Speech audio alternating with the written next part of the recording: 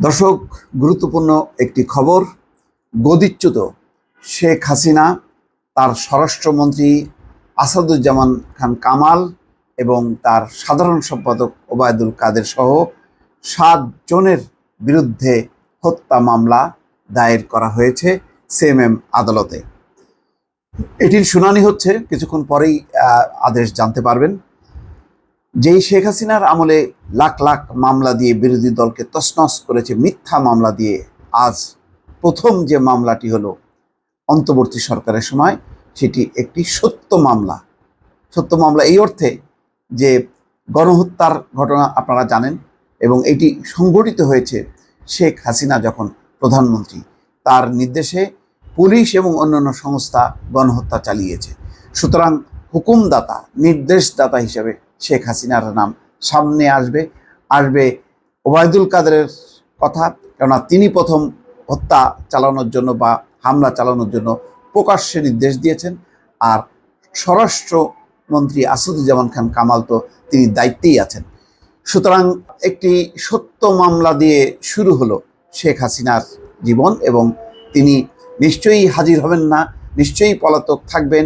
এবং এতদিন তিনি যে তুচ্ছ তাচ্ছিল্য করেছেন তারেক রহমান সহ অনেকের বিরুদ্ধে, যে পলাতক আসামি সাহস থাকলে দেশে এসে ফেস করুক, আজকে জাতি নিশ্চয়ই দেখবে যে শেখ হাসিনা এই মামলা ফেস করতে দেশে আসেন কিনা।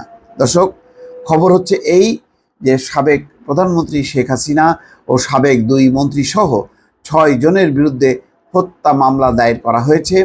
মঙ্গলবার ঢাকার চিফ মেট্রোপলিটন ম্যাজিস্ট্রেট আদালতে রাজধানীর একজন ব্যবসায়ী বাদী হয়ে এই মামলা দায়ের করেছেন।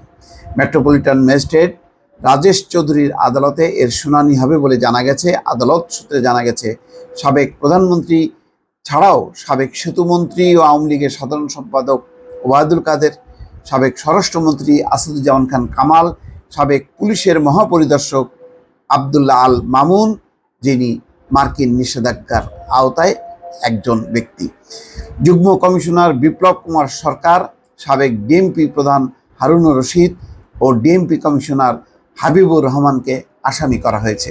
এছাড়া অজ্ঞাতনামা পুলিশ কর্মকর্তা বা পুলিশ সদস্য ও তৎকালীন সরকারের ঊর্ধ্বতন কর্মকর্তাদের অজ্ঞাতনামা হিসাবে মামলায় আসামি করা হয়েছে।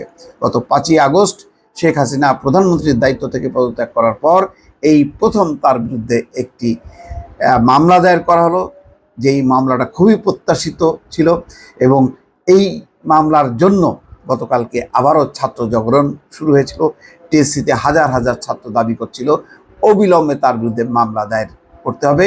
সেই অনুযায়ী আজকে দর্শক সেই মামলাটি দায়ের করা হলো। মামলার বাদী হয়েছেন আদাবর এলাকার বাসিন্দা ব্যবসায়ী এস.এম. হামজা শাতিল। তিনি একজন সচেতন নাগরিক হিসেবে একজন নিরীহ নাগরিক হত্যার বিচার চেয়ে এই মামলা করেছেন।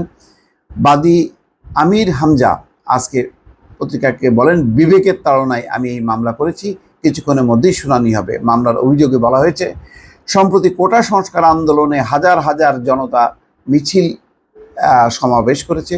ওইসব শান্তিপূর্ণ মিছিলে দেশের বিভিন্ন এলাকায় নির্বিচারে গুলি চালানো হয়েছে।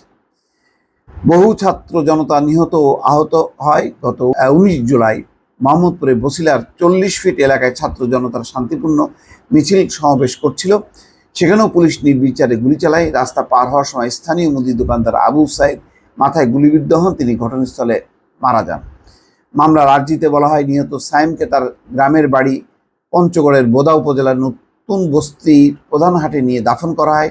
তার মা, স্ত্রী, ছেলে, সন্তান সেখানেই থাকেন। এ কারণে তারা ঢাকায় এসে মামলা করতে অপারগ। এই জন্য বিবেকের তাড়নায় আইনের শাসন প্রতিষ্ঠার জন্য তিনি এই মামলা করলেন।